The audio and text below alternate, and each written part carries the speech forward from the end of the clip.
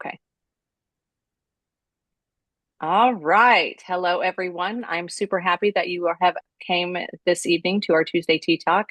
For all of you that know me, which you all do, for others that are listening, my name is Nikki.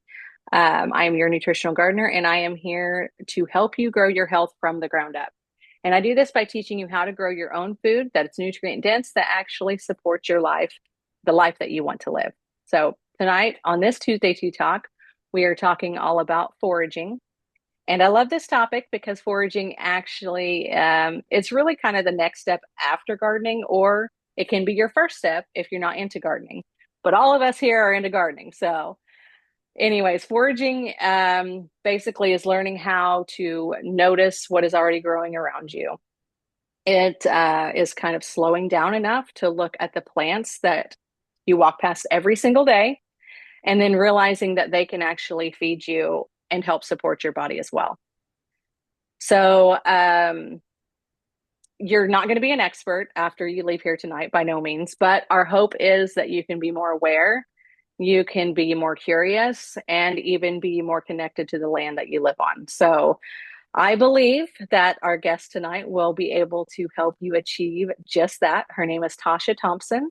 Tasha is a fellow Illinois Master Gardener through the University of Illinois, a plant and garden enthusiast, and an herbalist in practice.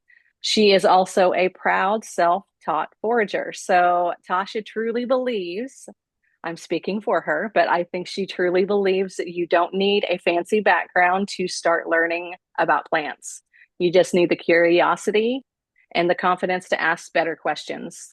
So she focuses on making foraging feel real and doable, and by teaching people how to recognize what grows right around you, um, and using those plants as either a food or even simple plant medicine. Tonight, she is also sharing about her upcoming community foray, which basically a foray is foraging walks paired with education. She can help people reconnect with the land in her very own grounded and practical way that she brings that information. If you're not already following her, make sure you check out her Facebook page. It's called the Rooted Gypsy.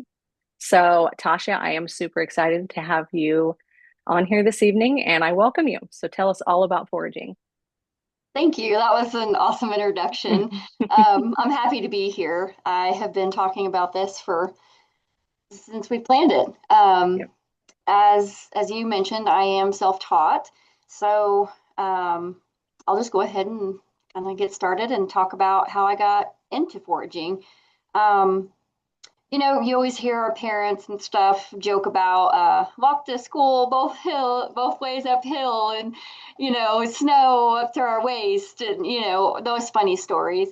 But really, what got me started was the stories, just like that. I've heard my granny talk about things more than my parents, obviously, because by the time my parents were older, they kind of, Western medicine was a thing. It was more affordable. Going to doctor was seen as a little bit more practical, but they were still utilizing things that were just growing all around them. So one story that sticks with me is sassafras. It grows everywhere, and it's one of those things that's almost invasive. So I remember my granny talking about making a tea from sassafras root, and in the springtime. So the reason why they did that, I kind of looked into it, and I thought, it's probably some silly stuff that, they just say to get us, all wound up and say it to the next generation, and it doesn't make any sense. No, it was actually a true story. In the springtime, they would make that because, well, we go into spring, we're sick, we're being cooped up in the house with siblings, family, all that stuff, right? We're not outside a whole lot, we're not doing a whole lot, and movement is medicine. So, and then we eat foods that are grown in soil. If you eat meat, then you eat things that have eaten stuff from the soil. So it's natural. We have parasites, but we have to be able to keep those at bay. We have to keep our gut health, which is what you preach. You know, it all starts with the gut. We have to keep that at bay, which, you know, keeping parasites at bay. So it's a whole snowball. They use that for immunity, get their immune system boosted. Anti-parasite, so it was a cleanse. It also helped with inflammation. It was from the sarsaparilla, which is the main component of the root. Of course, there's things where it was banned for a little while, and you know, it's makes root beer. That's what makes the soda root beer. So it's actually medicinal, and that's what got me started. Started looking into it. I thought, you know, oh, they're just pulling my leg. So then fast forward a couple years, and I moved out on my own. I was in my early 20s, and I couldn't afford to do a lot. So it was a wonderful place out in the country, and I thought, why not? I'm just going to go look. I'm going to see, what do they have here? Are there any mushrooms? Because, you know, it was down south in Cobden, that's where I'm from. And then I just started looking. I'm like, well, what's this do? If sassafras tree, you know, does things, if the leaves do things, if the bark does things, and the root does things, then the plants around it have to be good for something. So then I just downloaded an app, and I started walking around and taking pictures of plants. And then I would just do my own research. Started with the basics, and had books. There's all kinds of books that you can buy. Hey, And Tasha, I'm uh, sorry to interrupt you, but do you remember the name of that app by chance that you downloaded? yes, I still have it. And Okay. it is Seek by Nature, I believe. Okay. Use it in a while. Just thought that might be something useful. iNaturalist, sorry. Okay. Seek iNaturally. Okay. by iNaturalist. hmm It does take up quite a bit of room on your phone. So if you don't have hmm that much, but I will tell you it's the best app that I've tried. I've tried several Okay. different apps, and it tells you everything that you've looked at in the past. It asks you if you want to keep that picture. It's been very, and it does little bugs. So it's not just plants. And so yes, that was a very helpful app, and just started looking, asking questions. I did my own research. I didn't depend on the app to tell me whether it was like a true plant or a false plant, because we'll get into that towards the end of the show. Um, it's very helpful, and you really need to learn how to ask your own questions and identify plants, because there are plants that have lookalikes, mushrooms, same way. And some of them can be deadly, some of them can just be toxic to our bellies. Um, it's wonderful if you have questions. I am neurodivergent, so I have lots of questions. And then it just kind of went from there, because I thought, man, this is so interesting that we have all this stuff around us, and yet nobody knows how to use it anymore. And it wasn't even a whole 100 years between great grandparents and grandparents and our parents. So things have just gotten lost through the years. And you know, think about it. You're out there looking for these things. Well, your physical health, you're out there doing exercise. Whether you're just walking, standing, you're out there hopefully with your family. You know, you can go hiking. You mental health. There's sunshine, which is, oh my gosh, everybody on this show has preached sunshine. It is it just there's reasons. There's reasons why everybody's like, go sun, go get sun first. It's not something that's going to completely heal you, but it is going to support your systems to continue to do what they're supposed to do and hopefully stay managed. So I'm trying not to get off track, but I've loved this show, and everybody who has been on here. I say show, but I love this talk, our tea talks.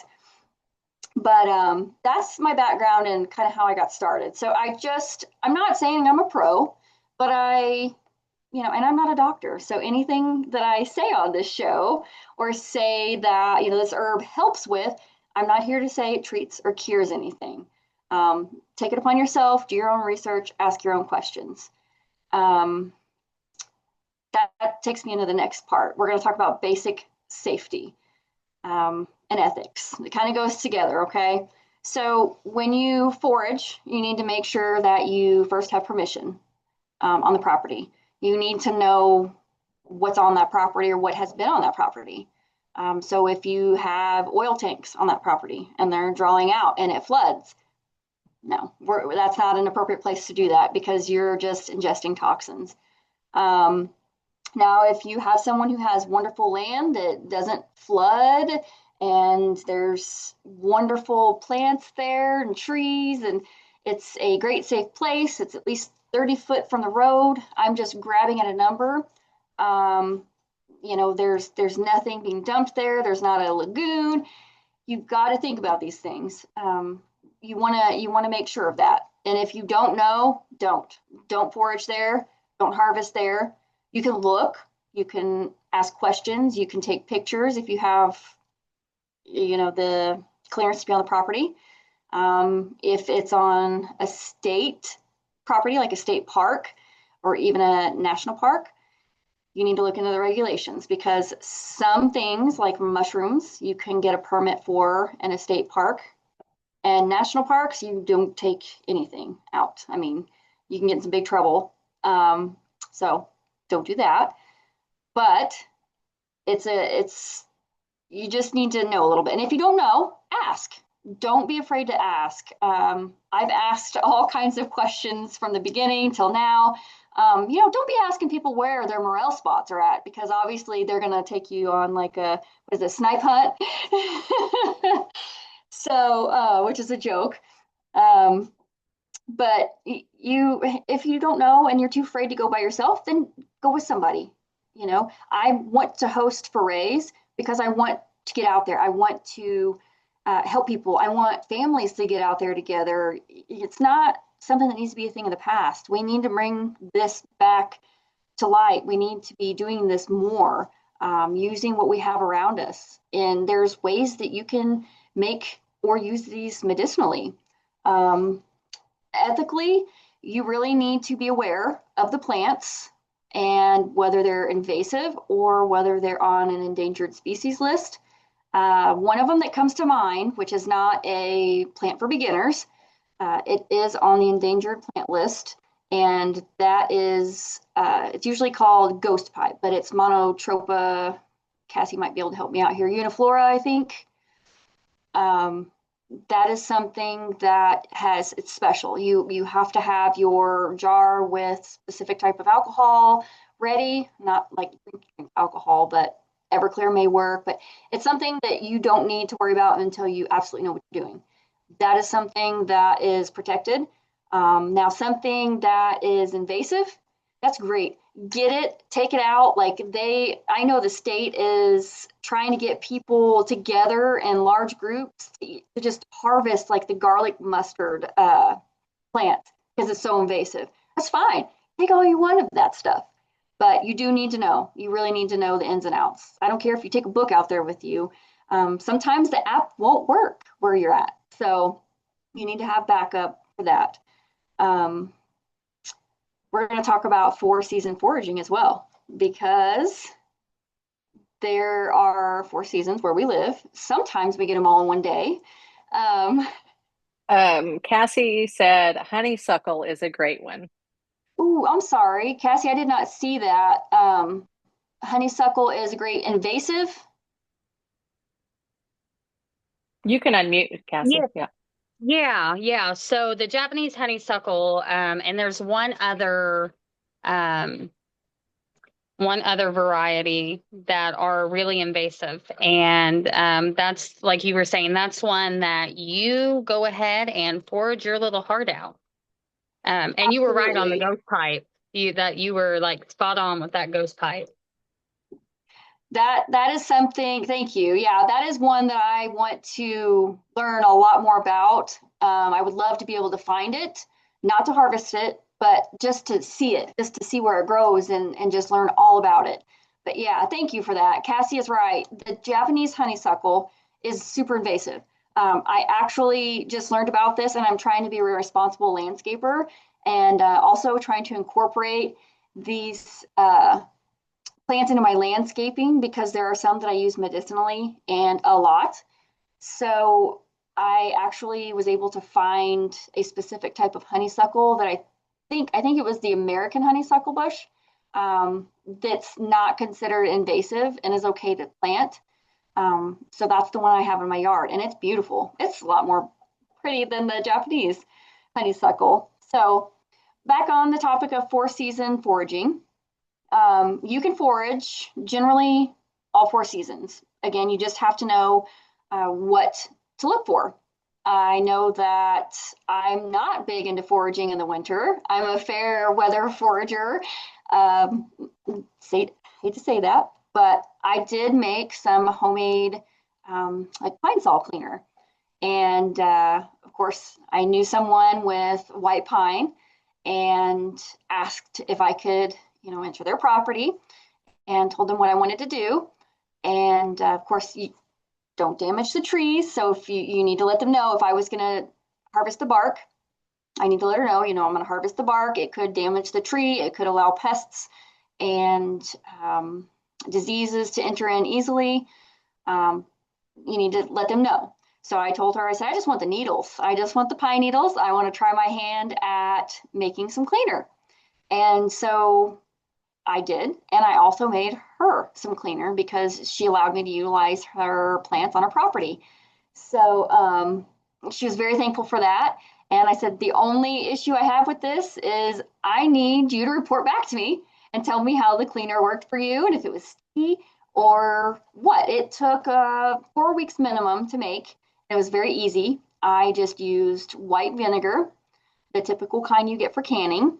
I chopped some of the white pine needles up in there, covered it with vinegar, and actually I had some essential oils that I needed to use.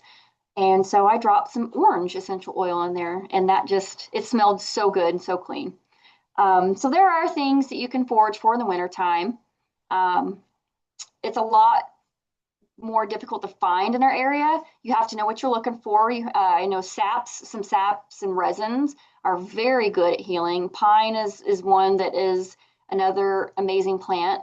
I was trying to find some juniper berries, which someone on this show volunteered for me to go out to their house, but then we had that big snowstorm. So I wasn't able to make it out to their house, but at least I know where it's at. So you can do wintertime, and then of course we're coming into springtime, which is like the prime time. Everybody who's into foraging is like, woo, we're on the edge of our seat. We're waiting. That first day that we get that crack of sunshine, we're out the door. So you probably have seen things up already because this winter was so mild. I mean, I know we got winter all in like 2 weeks, but it was so mild that it didn't really kill any plants. I mean, I know I was telling Nikki that my dianthus is still green in my front yard, so it's kind of fun. I planted comfrey in my front yard. That didn't make it. I was waiting to see because I am one of those that I do not chop my plants down until I know that the birds and bees and all the insects are good to go. So spring it starts basically with ramp season. And that is something I've never really foraged for, never really paid attention to, but hopefully this year I can. Of course, you get mushrooms once it starts getting constant temps. You get the violets, dandelions, and those are the things that people generally begin with. We begin with the easy plants. And I know it sounds silly, but the dandelion even has a look-alike, and it can be toxic. So violet is a great plant, but you can't eat the roots. So you can't just get out there and start eating things to, hey, does this work? Does this work? I would have hated to be one of the first people to see what plants are toxic and what aren't, that'd be pretty scary. So a lot of the things that first come up in the springtime, the plants actually will stay up most of the season until at least wintertime till we get temps that drop. Summertime, that to me, it seems like, and correct me if I'm wrong, but it seems like the springtime is more of like leafy florals. And then the summer is when you get to like actual fruit. I'm thinking of passion flower. You get the fruits deep into summer. So it's more of fruit than actual you get away from the leafy greens and the flower part because you're looking more into shoots and things like that. And then wintertime, you're looking at more barks and saps and just what I've seen. Again, I may have not observed everything, but yes, bitter leaves, bitters. Cassie just said a lot of bitter leaves in the spring. So she is right.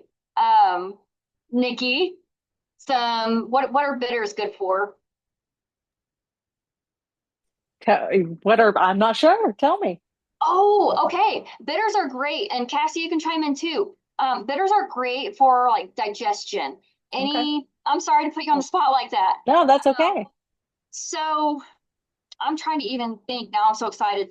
Bitters are great for digestion. So they help you with your stomach acid. So they Um, clean you out. Would that be a good one yes, for and they help parasite get the cleanses lymph and system. things? Yes, they help Yeah. get the lymph systems, parasite Mhm. cleanses, and they help with like the peristalsis, which Okay. is the function. I mean, it starts in your mouth and then it squeezes your throat, your all the way down your intestines, and it's like a pre-probiotic type thing.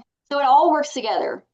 Yeah, I think Casey actually was telling us about some bitters on whenever she was That's on it. here, maybe. That's I right. think So, that and yeah. Casey, you can pop up too. Anything that I may be saying wrong or incorrectly, please No, correct me. you that's, you hit I it know like head it's on. also a blood cleanser. Say that That's it, again. blood cleanser. Yeah, yeah, there you go. And like things like cilantro can pull heavy metals out. So it Right. binds to that. So yeah. But there's still a lot of good stuff. They cool the body, so they cool that extra heat in the body too. I knew that you would have some. I thought we spoke about that, when Yeah. you were on here. Yeah. Yeah, and I'm There you excited go. to try to find some ramps this year too. I've Oh, never you looked haven't for either? those before. No, yeah, I hear they're good. Oh, that makes me feel good. Because I mean, the way everybody talks is like they're just right under our nose. And it's like, I can't believe I've never. So I love how, excuse me, you've had the people on your show so far and your tea talk. I'm sorry, I'm not trying to be rude. I just keep saying show and It's still a show. It's it's a on show. YouTube, so it's a show. What the heck? But it's all leads up to, because it's like a mixture. When you forage, I'm also in school. I went ahead and want to take it a step further. So I'm at school at the Chestnut School of Herbal Medicine. So I'm doing the herbal medicine making course and then the foraging course just to see if I'm missing anything. And they have awesome resources. If you have any questions about that school, I'm happy to answer.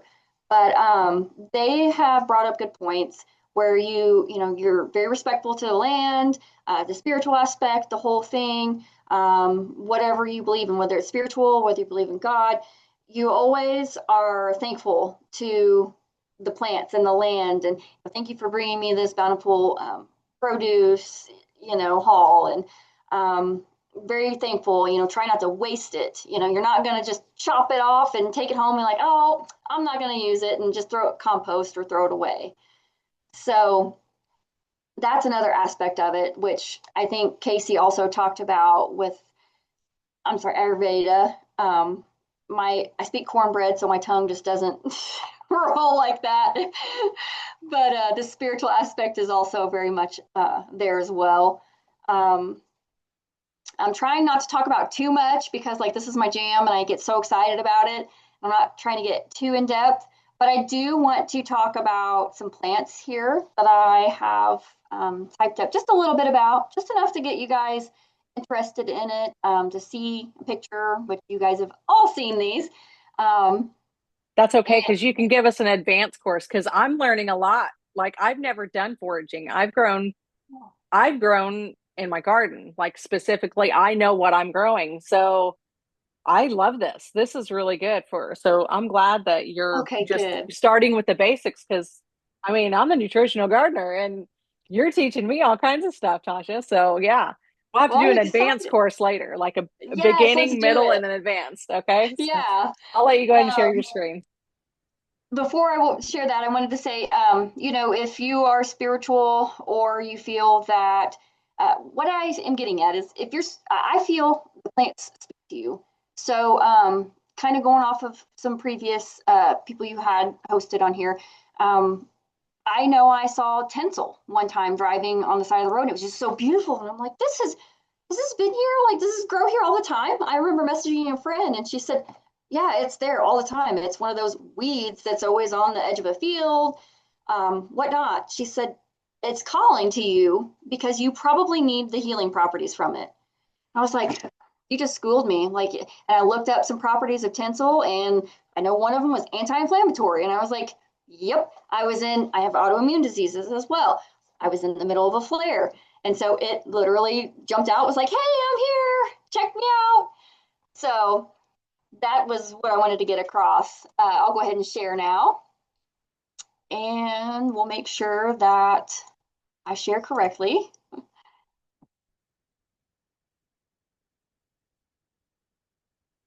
Let me know if I'm doing it right.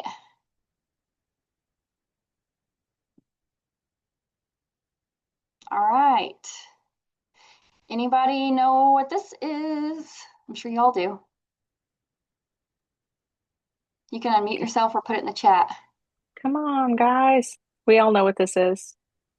Even I do, and I'm not a forager. Plantain. There you go. Yes, Cassie, put it in the chat. So this is, and I didn't put it here because I wanted to, do a fun guessing game. This is broadleaf plantain. There's several different types of plantain, but for the most part, they all do pretty much the same thing. Can everybody see the screen? Give me thumbs up or yes in the chat. Okay. This is something that comes in early spring. These little stalks here in the middle, those are kind of like an asparagus type thing. That's where the seeds come from. And so when it flowers, it puts off all these little bitty seeds. So if you walk barefoot all the time like I do, it gets stuck in between your toes and you're just, when you have sandals on, I don't like it. They are good to eat. You can eat this raw. You can eat it in salads. And the best way, so I have a friend who, Ian Peak, he's really inspired me to continue all of these things. We did a couple of forays together, and sadly, Ian passed away about a month, 2 months ago. But before that, we had all kinds of plans for our forays. And this was one of his favorite plants that he always, and so Ian's always like shoving his face when we're doing these forays with all these plants, and he's like, this is good, this is good. And I'm like, Ian, come back, we gotta get back on track here. And so he's like talking, and so this is what he would always do early in the spring. He would grab the little flower stalks, and he would just go to town on eating those. And then his favorite thing to do would be to pull the leaves right at the base from the plant stem. And what did he call them? There's little lines in the leaves, right? And they're very stringy. And that's how you can always tell it's broadleaf plantain, is when you pull it, you can see those strings come out. It's very easy to identify. It's very earthy smelling. I just put, also, this is not my picture. The link is where I got the picture from. So put that out there. Plantain is good for your skin, for bites, rashes, sunburns, poison, ivy, eczema. It's a good drawing agent. So I wouldn't want to test it on a snake bite, but venom, splinters, stings. Stings is a good one. We're going to come back to that. Immune system, it's known to like boost your immune system and inhibit tumor growth. Tumor cell growth in the cells, I should say. So that's kind of a big deal. Respiratory, so you can take it as a cough syrup, a tincture, a tea for coughs, congestion, sore throats. Again, I'm not a doctor, so you'd have to do your own research and speak with your herbalist. Digestive system, it helps with diarrhea, your gut inflammation, stomach ulcers, and the seeds actually help with constipation, which is something I learned new in the school that I'm in. And of course, the uses are infusions, tea, tinctures, a poultice or a salve/infused oil. A poultice is, I don't know if anybody has covered that. I can't remember. I'm sorry. But that's where it's topical. And it's like you can use towel, you can use gauze, stuff like that. I actually used this when I was in a relationship. Someone got stung and their hand swelled up really big. And I said, I got you, because I had seen plantain was growing in their yard, right? Where it was easy to access. And I was like, hold on just a second. And I went outside and he's like, where are you going? I was like, I'm helping. Hold on. I went to the sink, rinsed it off. And I said, now here, chew this. And he was like, what? And I was like, don't swallow it, just chew it like cow chews a cud and then spit it out my hand. And so you can imagine the look of shock and disbelief that this person has probably thought I have lost my mind. And he's thinking, my sting is on my hand, it's not in my mouth. So he spits it in my hand and I have a Band-Aid ready. And so I put it on the sting and I put a Band-Aid over it and I said, no, don't touch it. And so in about 30 minutes, I said, okay, let's check it. And he's like, well, my hand is no longer throbbing and it doesn't hurt anymore. And I said, well, that's because it's doing what it's supposed to. And so he took it off and we were able to get the stinger out right away. I had to sit there for about 30 minutes, but he was like, I thought you lost your mind. So it's a wonderful plant to use for many things. Anybody else want to take a stab at this next one?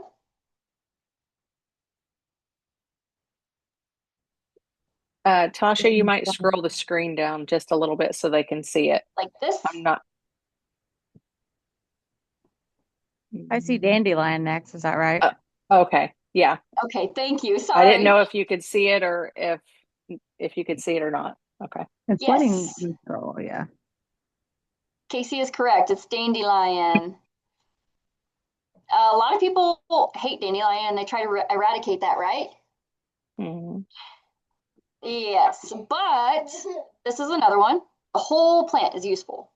And it's really fun to try to get the taproot out because dandelion actually has like a super long taproot, which is why they're so hard to get rid of. Because once they get that root in there, they have all these little fibers and you can't get rid of them. So trying to get the whole root out is a job, but it's fun. Unless you grow in a raised bed garden. I've had them about 6 inches, 7 inches long before in my raised beds. Point. Yeah. If you want to harvest those for use, do it in a raised bed because that's your best option to allow for the soil around it to get the whole root. But yeah, you still get them in raised beds, it doesn't matter how you prepare the beds, which, hey, for us, like if you're going to grow it for medicinal uses, like that's great. So this can be used. I got this picture from MSU. It can be used as a liver detox, diuretic. It's an ally for high blood pressure, also for high cholesterol. Helps manage your blood sugars. It's an anti-inflammatory, also good for skin conditions. The leaves are very high in potassium. It can be made into a tea, a tincture, dried and put in capsules, or eaten raw in salads, or even sauteed and cooked. It does have a toxic look-alike that is, I think, in the thistle family. So your best bet for that is to only harvest it when the flowers are in bloom. This is another one that you really need to respect this herb. There's a time and a place for herbs, and they're not to be taken lightly. I did forget to tell you about that. So this is one with its diuretic properties. It can get you hurt really fast. I know a lot of people talk about chicory and dandelion, or one or the other used as coffee, dried and used for coffee instead. I highly urge you, especially if you're on any other medications or have any health conditions, to do your research on this one and consult with someone who's an actual trained herbalist that sees patients and has done clinicals. So that definitely. Any questions on that one? Okay, we'll be wrapping it up soon. Can anybody see this?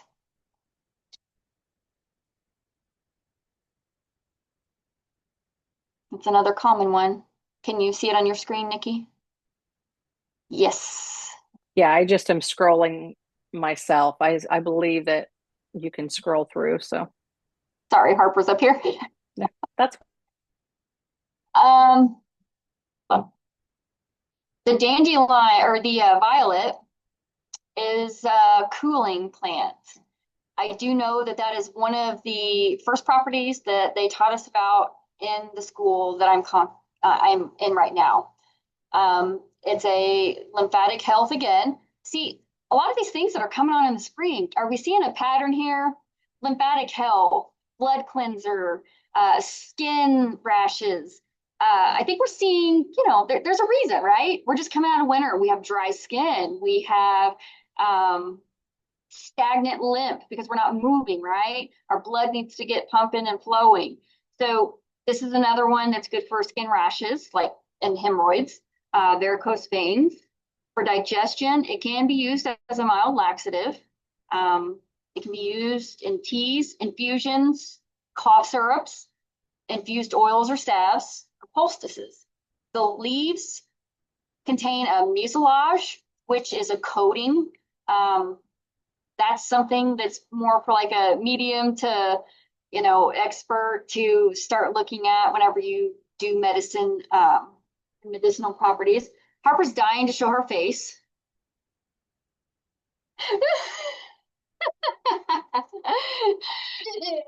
So the leaves have mucilage in them, which generally helps coat.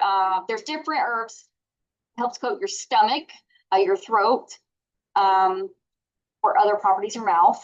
So vitamins A and vitamin C are also very, this plant's good for those. Excessive consumption of violet is not safe because this is one that you also don't want to mess around with. The roots are considered toxic because you can eat them and then you will throw up a lot and it will come out both ends. So herbs are they need to be respected. And again, same thing with the leaves and the flowers. Don't overconsume those. So, like I said, do your research. Those are just common things that we're gonna see if we don't already see those in the springtime. So, I'm going to try to stop sharing. No, all right. So, does anybody have any questions so far?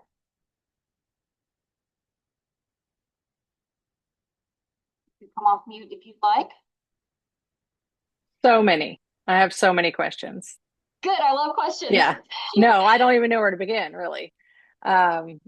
These are all very common, which I think are great because you see them in your yards. You said earlier, like, medicine used to be, it wasn't affordable to just go to the doctor for every single thing. And I feel like with society, or I guess I don't know who to say, but they have like put fear around natural medicine. And Yes. because, you look at all the side effects on the pharmaceutical medicines and they have just as many side effects as what you just said about the dandelion or the violet or whatever. They need to be, there's caution with all of it. But I feel like they've put a lot of fear in herbal medicine. So, I'll tell you why. huh? I'll tell you why. Okay. So we have the FDA, the Food Drug Administration. Right. They also oversee herbs, herbal supplements, because anything that's sold. However, they don't have to. They don't have to pass the same or similar things that medicines do. And so if there's no profit to be made off of this, Kind of like stuff. Yeah. then that's why they're not pushed. And doctors are versed in Western medicine. They are not well versed in herbs and how herbs interact with medications or foods or specific health conditions. They're starting to get better. The doctors that I enjoy and the doctors that I see. I think there's a lot more functional medicine that is becoming more popular and more. I think people are sick of being sick, so they're looking more for the original. So yeah, I really like this. I would love to know more. We need to talk more because I would like to know more about foraging. Because yeah, we know about. I mean, I personally know about what I grow myself, but as far as walking out, you said something about, your foray that you're having. I actually had a homeschool mom just ask me, if you don't care, I will send her your information. So maybe you Yes, would want to do a foray with a homeschool group, because I think it's absolutely. really important that we teach our kids. My kids are the ones that just eat everything. And I'm like, you don't know what you're eating, don't do that. So I really think it's good that we teach our children, because we're just not educated in that. So Right. anyways, I'm going to send your information to her just to And let you know. Casey did Brett make a good point in the chat. She said they just make synthetic version of the herbs that they can patent. And it's true, Very true. with most likely more side effects. Right. Right. So I know right now I have a bone spur in my neck and it's very painful. And so I am doing a little personal, I'm trying something. So there is Solomon seal. There's true and there's false Solomon seal root. And so it's supposed to help bone spurs, help dissolve bone spurs, actually. So I'm taking that. I am trying that, and hopefully we'll go for another scan in a little bit. I don't know, whenever I feel like maybe it's gone down, and we'll see. So Solomon seal root is one of those that has helped me a great deal, and we can talk about that another time. But Very go cool. ahead. Yeah. So does anybody else have any questions here for Tasha? I know that she is very knowledgeable. She can help us out with any information. One thing you did say, you were talked earlier too about the parasite cleanses. Mm-hmm. So, what are some of the plants that you would forage for beginners? For parasite cleanse, Mhm.